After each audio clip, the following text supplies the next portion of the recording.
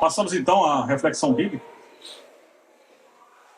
Eu peço que você abra sua Bíblia em João capítulo 1. Nós vamos ler do verso 1 ao 14. Nós queremos cumprimentar aqueles que participam virtualmente também nesse culto, nesse instante, através do nosso espaço no Instagram. Que Deus te abençoe. Que esse local onde você se encontra seja propício para uma reflexão sobre a palavra de Deus, para conhecer mais então dessa palavra. João capítulo 1, do verso 1 ao verso 14. Diz assim a palavra de Deus: No princípio era aquele que é a palavra. Ele estava com Deus e era Deus. Ele estava com Deus no princípio. Todas as coisas foram feitas por intermédio dele. Sem ele, nada do que existe teria sido feito. Nele estava a vida, e esta era a luz dos homens. A luz brilha nas trevas, e as trevas não a derrotaram. Surgiu um homem enviado por Deus chamado João. Ele veio como testemunha para testificar acerca da luz, a fim de que por meio dele todos os homens crescem. Ele próprio não era a luz, mas veio como testemunha da luz. Estava chegando ao mundo a verdadeira luz que ilumina todos os homens. Aquele que é a palavra estava no mundo, e o mundo foi feito por intermédio dele. Mas o mundo não o reconheceu. Veio para os que eram seus, mas os seus não o receberam. Contudo, aos que o receberam, aos que creram em seu nome, deu-lhes o direito de se tornarem filhos de Deus, os quais não nasceram por descendência natural, nem pela vontade da carne, nem pela vontade de algum homem, mas nasceram de Deus. Aquele que é a palavra tornou-se carne e viveu entre nós. Vimos a sua glória, glória como do unigênito, vindo do Pai, cheio de graça e de verdade. Louvado seja Deus pela sua palavra. Convido você a orar nesse momento juntamente comigo, pedindo a Deus discernimento do Espírito para a compreensão de como ela se aplica na nossa vida. Obrigado, meu Deus, pela tua palavra lida. Humildemente pedimos, meu Deus, que use a instrumentalidade da minha vida para que nós possamos entender o sentido dessa palavra, a aplicação correta dela, e que ela possa, Deus, nos estimular, nos impulsionar, Senhor, a uma vida contigo, Deus, uma vida guiada pelo teu Filho, pela sua palavra, pelo teu Espírito, pelo Espírito que ele nos enviou como um presente divino, e sendo iluminados por ele, nós possamos viver a vida verdadeira que só há nele. Abençoa-nos em nome de Cristo Jesus. Amém. Passado o Natal, a gente já pode então dar alguns passos adiante sobre aquilo que aconteceu depois do nascimento de Jesus.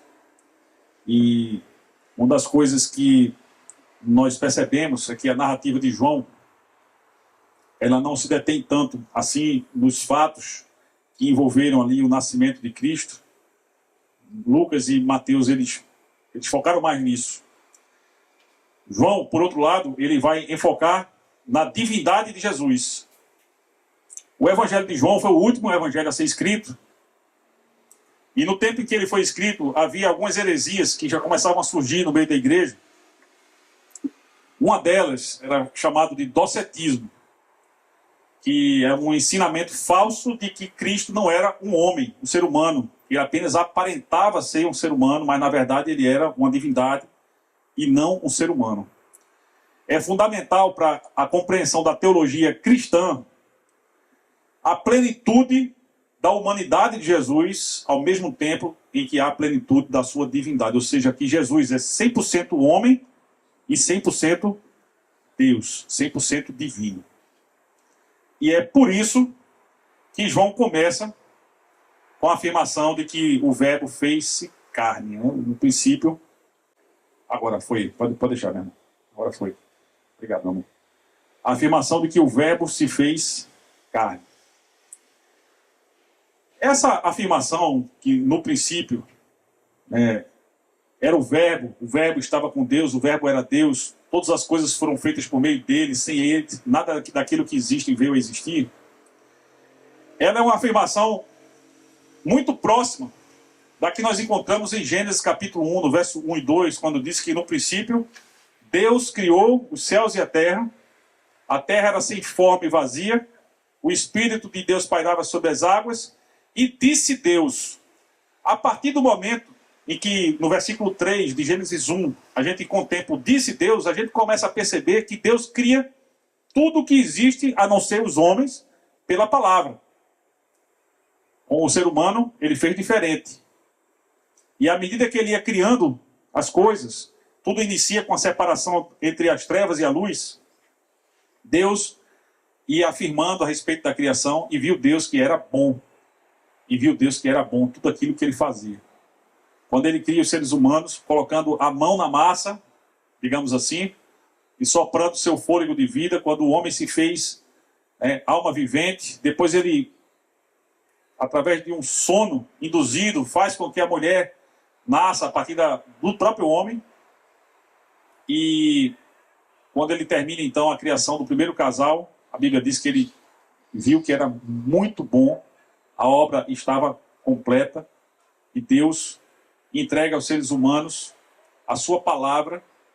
Ele cria a criação pela palavra, depois ele dá a sua palavra para os seres humanos, para que eles pudessem não somente crescer, multiplicar, mas também sujeitar a terra. A teologia, a gente chama isso de mandato cultural, ou seja, uma comissão que Deus deu para os seres humanos para cuidarem da criação, a sua imagem e semelhança. Afinal de contas, nós fomos criados à imagem e semelhança de Deus. Dessas coisas, nunca houve muita dúvida para quem cria que as Escrituras, a Bíblia é a palavra de Deus, especialmente a Bíblia hebraica, que era o que existia até o nascimento de Jesus. Mas João, ele traça um paralelo com a história da criação, deixando claro que Jesus Cristo, a palavra, se fez carne, e antes mesmo que tudo existisse, ele já existia. Ele é chamado de o unigênito de Deus, significa que o único que foi gerado por Deus na eternidade, e portanto que ele é uma pessoa divina, como o próprio Pai, e que ele pré-existia antes da criação do mundo, e que ele participou da criação do mundo. João, portanto, ele vai usar esse paralelo com a narrativa da criação para enfatizar que Jesus, ele é muito mais do que as pessoas supunham. Ele não era apenas um profeta, um enviado com uma missão particular, mas ele era o próprio Filho de Deus, que veio para nos apresentar a Deus e para pagar o preço dos nossos pecados, para que nós pudéssemos ser reconciliados com Deus Criador, que é um Deus Santo, sendo nós pecadores. No princípio era o Verbo.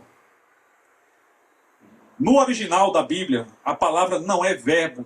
Literalmente, a palavra é logos. A gente não tem nenhuma palavra no português que seja equivalente a logos. Mas é uma palavra que os filósofos gregos, eles usavam muito no sentido tanto de palavra como verbo, mas principalmente como um princípio fundamental que sustenta todo o universo. Os gregos, na sua lógica, eles usam a palavra logos como uma ideia, um conceito fundamental através do qual todo o universo existia e era sustentado. Pois bem, João usa essa mesma palavra para dizer que esse princípio fundamental que está por trás de tudo que existe não era apenas uma ideia, um conceito metafísico, mas era uma pessoa divina que se esvaziou da sua plenitude e se fez um de nós, se identificando conosco em quase todas as coisas, à exceção do pecado. Jesus se fez um de nós porque ele se identificou conosco. Ele se humilhou e ele demonstrou a sua empatia com todos nós, pecadores, que temos medos, que temos necessidades, que temos fome, que temos sede, que temos dúvidas. E ele, como ser humano, ele experimentou as mesmas coisas que nós experimentamos, a não ser o pecado, porque ele jamais pecou. Assim nos ensina a palavra de Deus, assim nós cremos. Então a primeira ideia que eu queria trazer para vocês hoje é que esse Jesus é criador.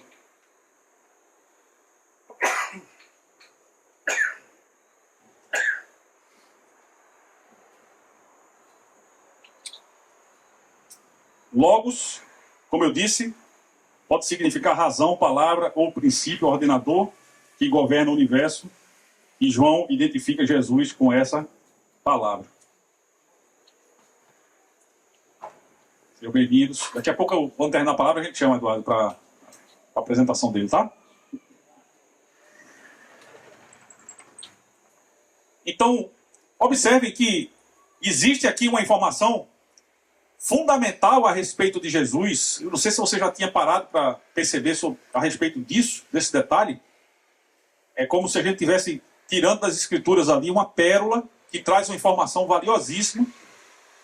E Jesus não nasceu apenas no Natal, ele já existia antes, desde a eternidade. Aliás, Jesus não foi nem criado, ele foi gerado por Deus, por isso que a palavra é unigênito, desde sempre, na eternidade. É algo que vai muito além da nossa compreensão, mas que foi revelado pela palavra. E, portanto, ele é o responsável por tudo aquilo que veio existir, inclusive pela nossa própria existência. Eu sempre penso a respeito de como as coisas deram errado, né, digamos assim, pelo pecado, quando começou a mudar a história da humanidade. Eu penso muito sobre aquela lógica da fábrica e do produto, né? Que o fabricante, ele conhece todos os detalhes, todas as especificações daquilo que ele fabrica, né? E quando alguma coisa não sai bem, ele tem lá no seu manual de instruções, ele tem a forma de resolver, ele identifica o problema. E a palavra de Deus é o manual de instruções do nosso Criador, que não apenas diagnostica o erro, o pecado, mas também que nos mostra como vencer, como superar as consequências, os efeitos, e como até nos libertarmos da própria presença do pecado. Quando Paulo escreve aos Colossenses, no capítulo 1, no verso 16 a 17, ele volta a esse tema de João, dizendo: porque nele foram criadas todas as coisas nos céus e sobre a terra, tanto as visíveis quanto as invisíveis. Eu acho que seria...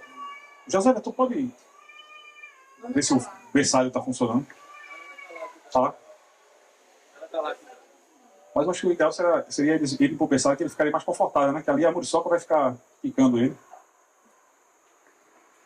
Obrigado, José.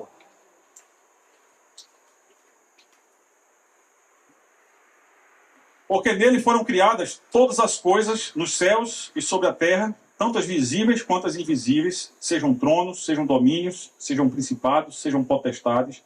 Tudo foi criado por meio dele e para ele. Ele é antes de todas as coisas, e todas as coisas subsistem por ele. Declaração profunda a respeito de Jesus, Paulo faz em Colossenses. Ele é antes de todas as coisas existem por conta dele e por ele subsistem. O que mais? Ele é a palavra de Deus. Ele é a palavra de Deus. E em Gênesis, na criação, está escrito, disse Deus. Deus faz tudo o que existe pela sua palavra. Em João, nós cremos que a palavra se fez um de nós. A palavra se tornou um ser humano. Um ser humano que foi tentado pelo diabo, como nós somos tentados diariamente, que teve fome, que teve sede. Um ser humano que foi obediente até a morte, e morte de cruz. Ele não era um ser humano qualquer.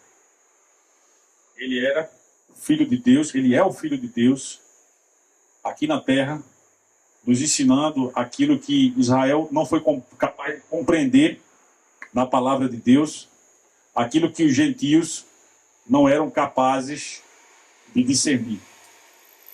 E por isso, é possível a gente inicialmente dizer que João ele vai enfocar no fato de Jesus ser divino, ser o Filho de Deus, ser o Criador, o sustentador do universo. Certa vez, Jesus vai defender a sua pré-existência, quando ele fala para aqueles líderes daquela época que eram tão orgulhosos do fato de serem descendentes de Abraão, e Jesus vai dizer, antes de Abraão, eu sou. E as pessoas ficaram confusas e não compreenderam o que ele quis dizer com isso, e ele estava se referindo justamente ao fato de que ele compartilhava com o Pai, antes da criação do mundo, do universo, da glória que pertence ao Pai, e depois de muito tempo ele vem à Terra como ser humano para nos revelar a glória do Pai. João diz que nós vimos a glória de Deus nele. E somente Cristo é capaz, então, de nos apresentar uma visão mais aproximada do Deus. Deus triuno, em que nós cremos, Pai, Filho e Espírito Santo, que participou como uma comunidade desde o princípio, não somente da criação, mas também tem participado da redenção dos seres humanos pecadores que vivem distantes de uma relação com Deus. João também diz que ele é a luz do mundo.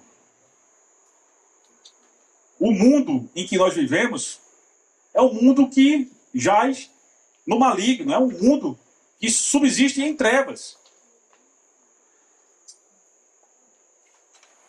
A palavra diz que o mundo não compreendeu quem era Jesus. Ainda hoje, muitos não compreenderam quem Jesus é. O que significa dizer que ele é o Filho de Deus? Qual é a essência do seu ministério, da sua obra? Como é que ele cumpre o plano da salvação que Deus já tinha em mente na criação dos seres humanos, mas que começa a ser anunciado para nós logo depois da queda, quando Deus fala de um descendente da mulher, de um certo descendente da mulher que seria providenciado para esmagar a cabeça da serpente, o inimigo das nossas almas, que induziu os primeiros seres humanos ao pecado e a viverem desde então em trevas. Tudo foi criado a partir das trevas. Olha, a primeira coisa que Deus faz é a separação entre as trevas e a luz. Disse Deus, haja luz, e houve luz. E Deus viu que a luz era uma coisa boa e fez a separação entre a luz e as trevas. Isso foi no princípio. Agora, a salvação de Deus está se concretizando com a entrega do Filho de Deus para morrer em nosso lugar, pagando o preço dos nossos pecados. E Deus usa o evangelista João, para dizer que agora uma coisa nova está surgindo. Ele volta a falar da luz, dizendo que Jesus é a luz do mundo. A luz que não foi compreendida pelas trevas. A luz que contém em si mesma a vida e que ilumina todos os seres humanos que querem discernir a luz, que querem entender o plano de Deus para a sua vida, que querem entender a razão pela qual cada um de nós estamos aqui. Nós não estamos aqui por acaso. O universo não está onde está por acaso. O nosso planeta não está onde está por acaso. Nada do que existe é fruto do acaso.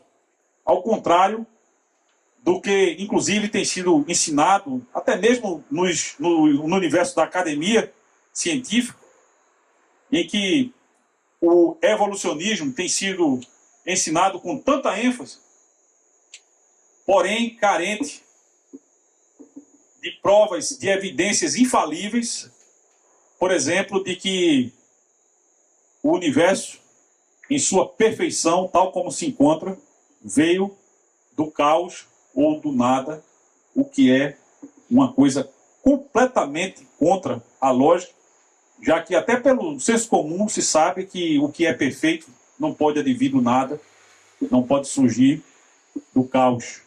A ordem não surge do caos. Nós temos um mundo, um universo criado com uma perfeição tão grande que o planeta em que nós vivemos, ele está numa posição que permite que haja vida nesse planeta, de tal forma que se a gente estivesse um pouco mais próximo do Sol, a gente morreria queimado. Se estivéssemos um pouco mais longe do Sol, a gente morreria de frio e a vida seria inviável. E tanto a própria disposição do nosso planeta no universo, como a disposição de todo o universo, até das partículas mais ínfimas que nós temos nos nossos corpos, ou que os materiais têm, no átomo, por exemplo, é muito fácil inferir que tudo isso não pode ser obra do acaso. Mas que se existe uma criação, basta olhar para tudo que existe, a gente infere a criação, é porque existe um Criador. E não somente um Criador, mas um ser espiritual que é tão poderoso, tão sábio, tão generoso, que embora ele mesmo não precisasse criar nada do que existe, ele fez. Não porque ele precisasse, por exemplo, se relacionar conosco. Deus não necessita absolutamente de nada. Ele é Deus. Mas na sua generosidade, ele nos fez para que nós pudéssemos viver em comunhão com ele. Essa comunhão se torna impossível a partir do momento em que os seres humanos julgam que fazer as suas próprias escolhas é mais conveniente do que seguir de acordo com a palavra de Deus, fazendo aquilo que Deus manda, fazendo aquilo que Deus orienta. É por isso que as pessoas que vivem distantes de Deus, as pessoas que vivem dando vazão aos seus pensamentos, dando vazão às suas opiniões, guiando suas vidas, tomando decisões apenas com base naquilo que eles desejam, daquilo que eles acham que é certo, e que inevitavelmente isso vai levar com que as pessoas para muito longe. Essas pessoas passam a ser chamadas de filhos da desobediência, porque não seguiam pela palavra de Deus, mas seguiam pela sua própria vontade. E isso é muito triste, porque guiados pelas nossas próprias vontades, pelos nossos próprios desejos, por aquilo que a gente acha que é certo ou errado, a gente vai parar em um lugar completamente diferente daquele que Deus gostaria que nós estivéssemos. Nossos pensamentos são muito diferentes dos pensamentos de Deus. Os nossos caminhos são completamente diferentes dos caminhos de Deus. É por isso que o mundo não é capaz de compreender a obra redentora de Deus em Cristo Jesus, a não ser pelo Espírito de Deus. E é por isso que as pessoas não compreenderam quem era Jesus. É por isso que eles não foram capazes de discernir a luz que ilumina todo homem, que é o nosso Senhor Jesus. Isaías capítulo 9, verso 2, eu queria que vocês lessem juntamente comigo. Todos juntos. O povo que andava em trevas, vamos todos juntos? O povo que andava em trevas viu uma grande luz, e sobre os que habitavam na região da sombra da morte, resplandeceu a luz. O retrato de Isaías é que o povo vivia em trevas, mas de repente surge uma grande luz. É curioso que Lucas nos mostra que os magos do Oriente discerniram no céu uma estrela, chamada Estrela de Belém, que na verdade não era uma estrela, porque a estrela não se move da forma como o Evangelho narra que aconteceu, mas era um sinal luminoso nos céus, que eles seguiram e que os levou até o lugar onde Jesus Cristo se encontrava, e lá eles adoraram o menino. Vejam, essas pessoas eles não eram nem judeus, eles eram provavelmente procedentes da Pérsia, sacerdotes, praticantes talvez da religião dos persas, que estudava muito os astros, mas eles entenderam que o Messias, prometido não apenas em favor de Israel, mas da humanidade, finalmente havia chegado. Enquanto isso, Herodes, que governava sobre a Judéia, ficou extremamente furioso quando soube que havia nascido o rei dos judeus. Por que isso? E eu creio que Herodes é meio que um símbolo das trevas que governavam o mundo quando Jesus chegou para cumprir a sua missão. Era uma pessoa que não era digna da coroa que trazia na cabeça.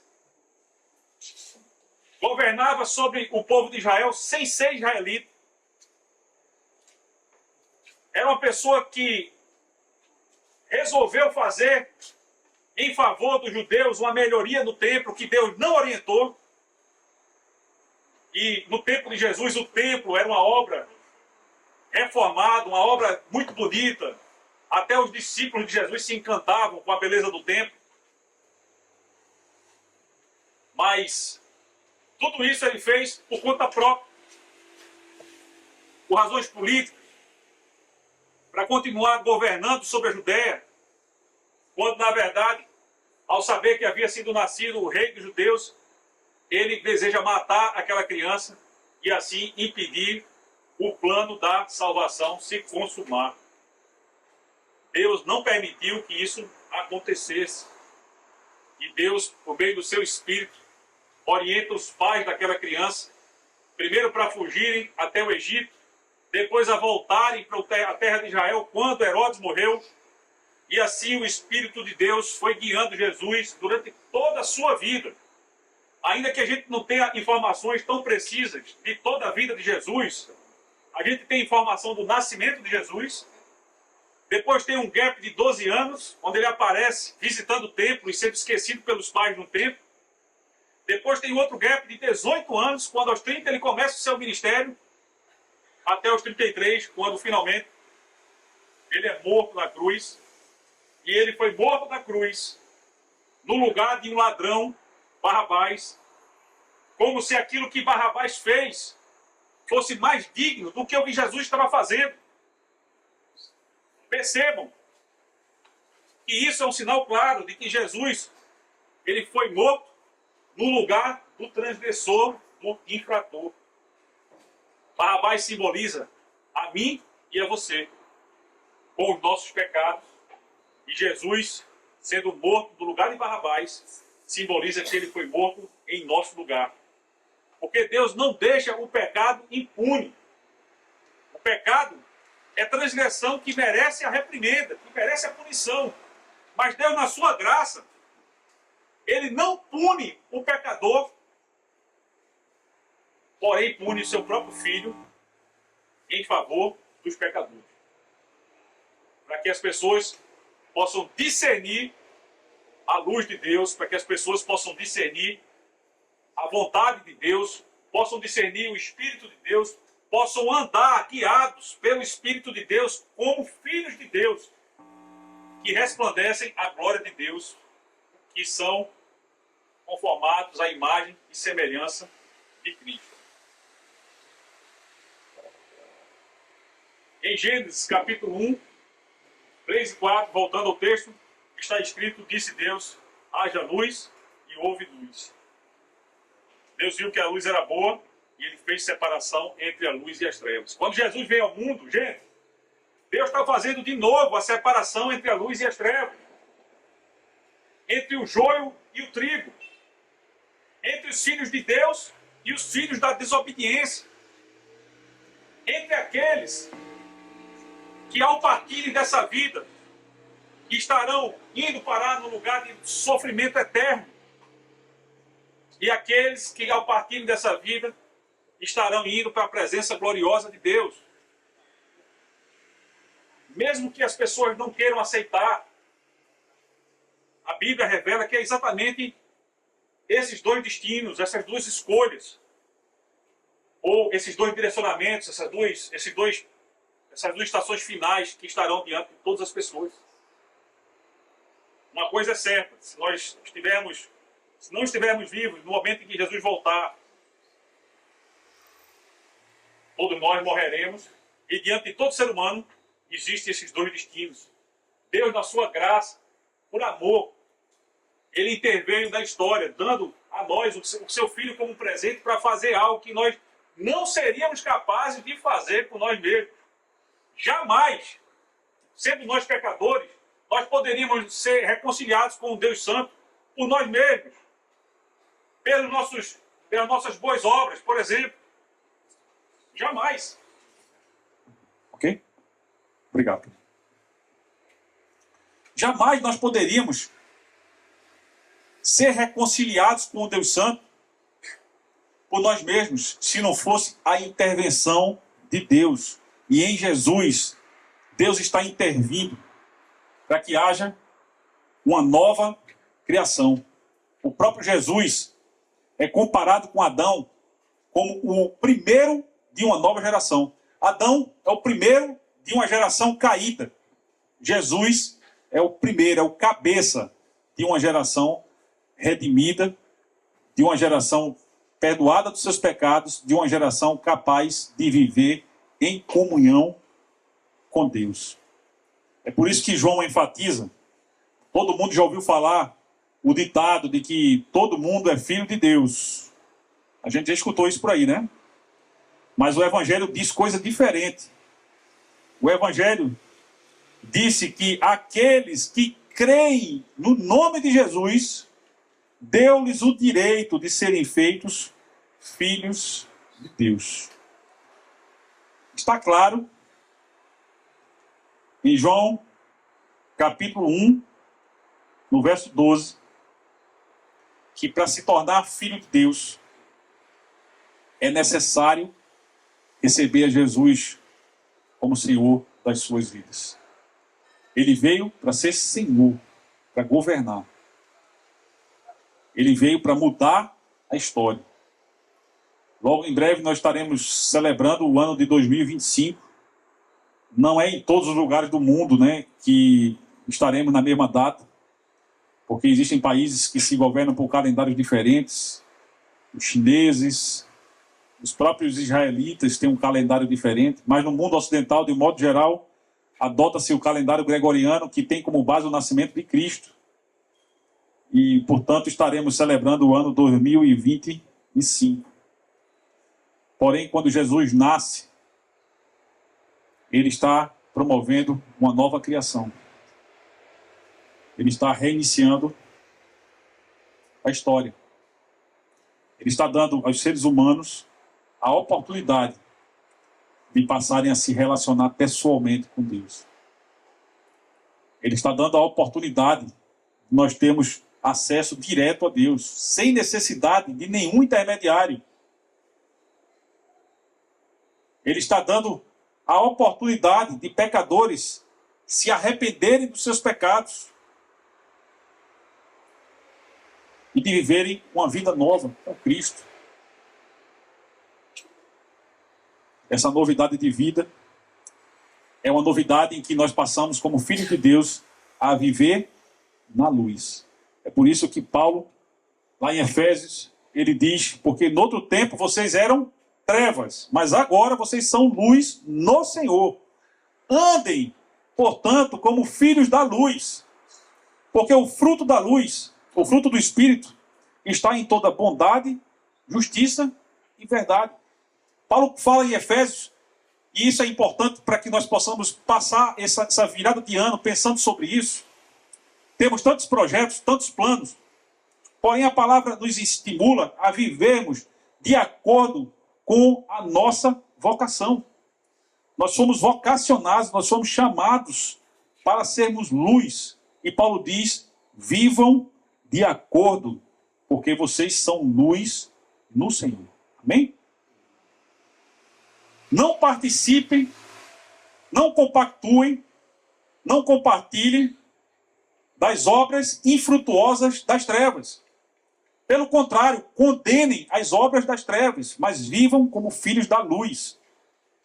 E ele explica que o fruto do Espírito consiste, resumidamente, em bondade, justiça e verdade. Analise, meu irmão, minha irmã, como é que está a sua vida hoje? Se você tem vivido dessa forma, se faz parte da sua lista de prioridades para o ano de 2025, ter mais comunhão com Deus, buscar em primeiro lugar o reino de Deus, buscar viver de acordo com a condição de filho de Deus. Talvez até se você nunca teve um encontro com Cristo, nunca o recebeu como o Senhor das suas vidas, talvez começar com o pé direito, né, como se diz, sem superstição, sem misticismo, entregando a sua vida e se tornando um filho de Deus, vivendo pela palavra de Deus. E pensando sobre isso, eu queria me encaminhar para o encerramento, destacando que, a respeito de ser filho de Deus, que Jesus é o unigênito de Deus, o Filho de Deus, porque Deus amou o mundo de tal maneira que deu seu único Filho, para que todo aquele que nele crê não pereça. Mas a palavra também nos diz que todo aquele que crê nele se torna filho de Deus. Ou seja, Jesus é o primeiro, aquele que foi gerado por Deus, de muitos filhos que Deus posteriormente passou a adotar. A adoção é uma coisa linda. Creio que é uma das formas mais bonitas de se expressar amor, consideração por alguém. É você receber como filho alguém que você não gerou. É uma prova de amor muito grande, né? E de desprendimento, de altruísmo. Foi exatamente o que Deus fez. Ele deu seu filho na expectativa de que muitos outros filhos se juntassem à família espiritual que é a Igreja de Jesus. Como se tornar filho de Deus e o que isso implica? Crendo em Jesus Cristo, como nós acabamos de ver em João 1,12. E o que é que isso implica?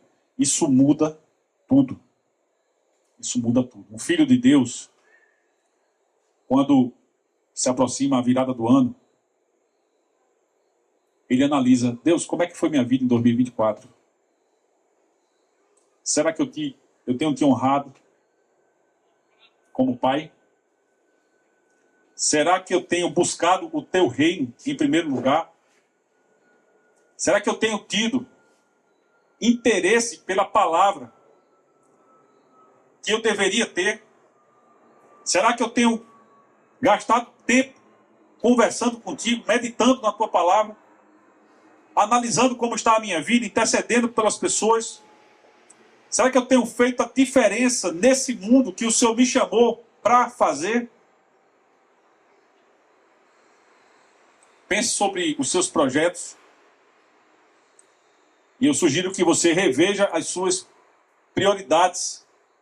Porque se o verbo se fez carne, isso deve ter uma implicação prática na sua vida. Ele se identificou comigo e com vocês para nos perdoar, para nos purificar, para nos redimir, mas também para nos oferecer uma outra vida.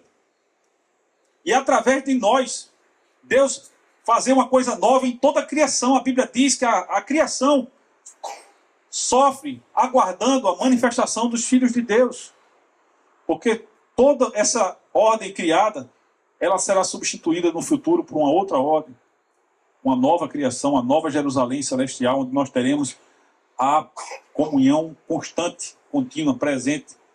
Deus estará nas nossas vidas diariamente, no lugar onde não haverá mais lágrima nem dor. Lugar que nós chamamos de glória de Deus e que é o destino final de todos os filhos e filhas de Deus. E o que isso implica para nós? Jesus, o Verbo, ele veio com uma missão. Em João 17, ele nos enviou do mesmo modo como ele foi enviado. Ele orou em favor de nós e dizendo, do mesmo modo como eu fui enviado, eu os envio. Mateus 28, do verso 18 ao 20, antes de subir aos céus, ele enviou os seus discípulos para fazerem novos discípulos, novos filhos de Deus, pessoas que seguiam pelo Espírito de Deus, pessoas que andam na luz, pessoas que espalham o reino de Deus, pessoas que continuam explicando para as outras pessoas que é necessário arrependimento e fé em Jesus para que o ser humano possa ser reconciliado com Deus, para que o ser humano possa ter acesso à vida eterna, que começa no momento em que a gente passa a conhecer esse Deus, e é Jesus Cristo a quem ele enviou.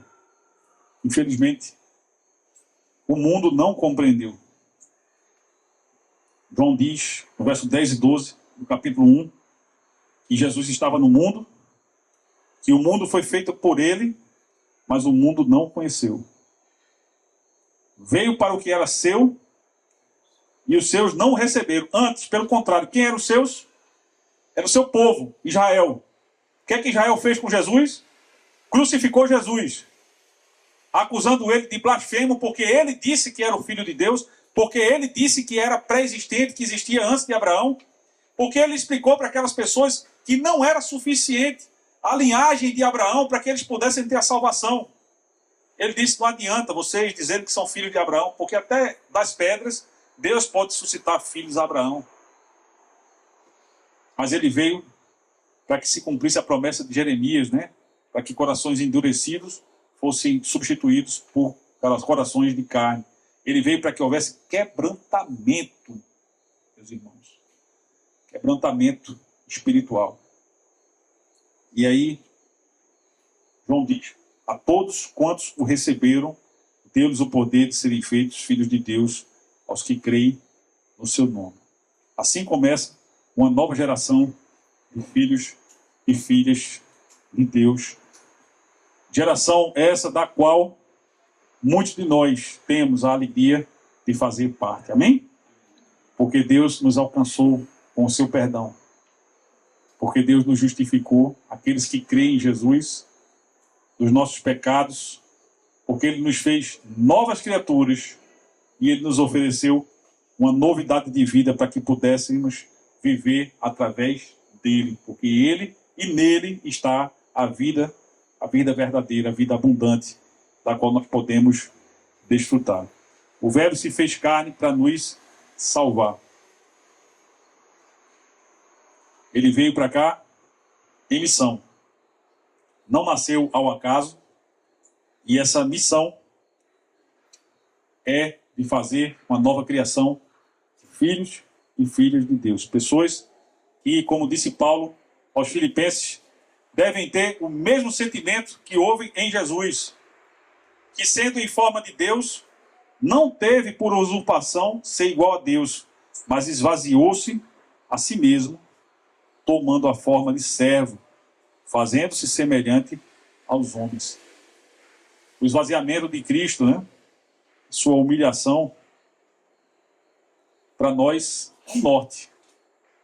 Porque muitos de nós andamos muito cheios de orgulho, de soberba, de autossuficiência. Jesus, pelo contrário, ele se esvazia, até mesmo da divindade que tinha. Se faz um de nós e achado na forma de homem, humilhou-se a si mesmo, sendo obediente até a morte, e a morte mais infame que existia no seu tempo, que era a morte de cruz. Uma morte feita, um processo feito para ser doloroso. para servir de exemplo para outras pessoas, para não cometerem os mesmos erros que levaram aquela pessoa à condenação. Jesus enfrentou aquela morte para mostrar para os seres humanos que eles não devem cometer os mesmos erros que cometiam antes de serem alcançados pelo perdão de Deus, que se tornou possível justamente por conta da morte dele na cruz. E ele foi obediente a Deus até a esse tipo de morte.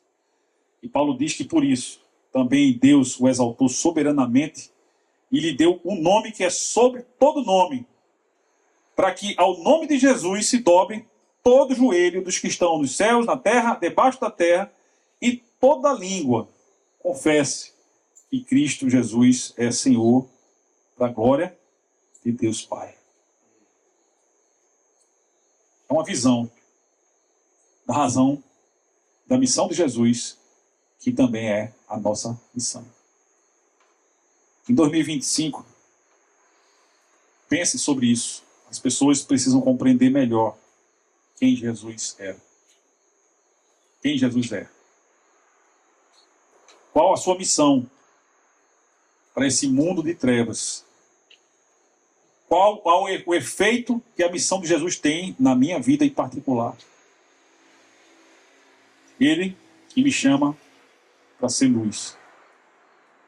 E que isso possa moldar os planos que a gente tem para 2025, para que nós possamos desejar mais comunhão com esse Deus. Sermos mais luz do que fomos, sermos mais servos do que temos sido, sermos mais úteis à obra de Deus, essa obra redentora que tem feito a diferença na vida das pessoas que estão indo para o inferno e das pessoas que estão indo para o céu e para a glória de Deus. A vida passa de uma forma muito breve. Meus irmãos, eu queria que você terminasse essa reflexão pensando sobre isso. No princípio, no início da minha vida, 10 primeiros anos da minha vida, cada ano parecia uma eternidade. De janeiro até dezembro, parecia que tinha passado toda uma vida. Muitas coisas aconteciam. Hoje, já aos 51, eu já olho para trás assim, e os 10 últimos anos eu nem lembro como passaram. Não sei quem compartilha dessa mesma experiência. Mas o fato é que cada vez o tempo vai passando aos nossos olhos mais rápido do que antes. E a cada ano que se passa, a gente celebra como um ano a mais. Mas na verdade é um ano a menos. Porque a cada ano que a gente vive, mais perto a gente se encontra do momento em que a gente vai partir. Isso não é um problema para um cristão. Porque a morte para nós não é exatamente uma má notícia. A Bíblia nos descreve a morte como o último inimigo a ser vencido pelo cristão. Mas isso deve nos exortar a refletirmos o modo como nós temos vivido. Que Deus abençoe a igreja do Senhor. Amém. Que a gente possa ter esse discernimento e avaliar como a gente tem vivido. Será que nós estamos tão próximos de Deus como Deus escolheu que nós estivéssemos? Será que nós temos desfrutado da vida que Jesus veio para nos oferecer? Será que a gente já entendeu quem Ele é? Por todas essas dúvidas, essas perguntas, eu quero orar pelas vidas de cada um, dando a oportunidade também nesse momento de entrega de vida. Se por acaso você ainda não entregou a vida a Jesus, que você possa fazer a sua entrega nesse momento. E durante a ministração e a oração, você pode sinalizar isso para a igreja ficando de pé. Feche os olhos. Eu quero orar pelas suas vidas. Obrigado, meu Pai, pela Tua palavra, Deus. Tua palavra, Deus, é viva, é eficaz. Ela nos esclarece quem é Jesus Cristo, nos esclarece a sua missão. Nos esclarece como essa missão se cumpre em nossas vidas. Qual é o impacto que a obra de Jesus tem nesse mundo de trevas. Qual é o chamado que o Senhor tem para nós como filhos da luz, para vivermos de um modo diferente, fazendo a diferença, como desde o princípio a luz fez nas trevas. Nós queremos ser, Pai, luz. Nós queremos viver pelo fruto do Espírito. Bondade, justiça, verdade. Nós queremos, meu Deus, mais comunhão contigo. Nós queremos compreender melhor a pessoa de Jesus, o seu ministério e o chamado que ele tem para cada um de nós. Talvez o teu Espírito, nesse instante, esteja abrindo a compreensão para alguém que nunca fez a sua entrega de vida e que nesse momento tem a oportunidade de corajosamente declarar: sim, Pai, eu quero ser um filho de Deus, eu quero ser uma filha de Deus. E se esse é o seu desejo, meu irmão, minha irmã, fique de pé nesse momento. É a forma que você tem de responder ao chamado que o próprio Deus está fazendo para a sua vida. Não pense em mim, nem na igreja, nem nada, nem ninguém. É a sua resposta para Deus, dizendo: eu entendi, Pai, quero cumprir o teu chamado. Para todos nós, Senhor, nós te pedimos, meu Senhor, que, ó Pai, possamos entrar nesse ano de 2025 de uma forma diferente. Que nós possamos, meu Deus, ser luz. Nós possamos ter mais comunhão contigo. Obrigado pela tua palavra. Que nos esclarece e que faz a diferença nas nossas vidas. Abençoa a tua igreja. Em nome de Cristo Jesus.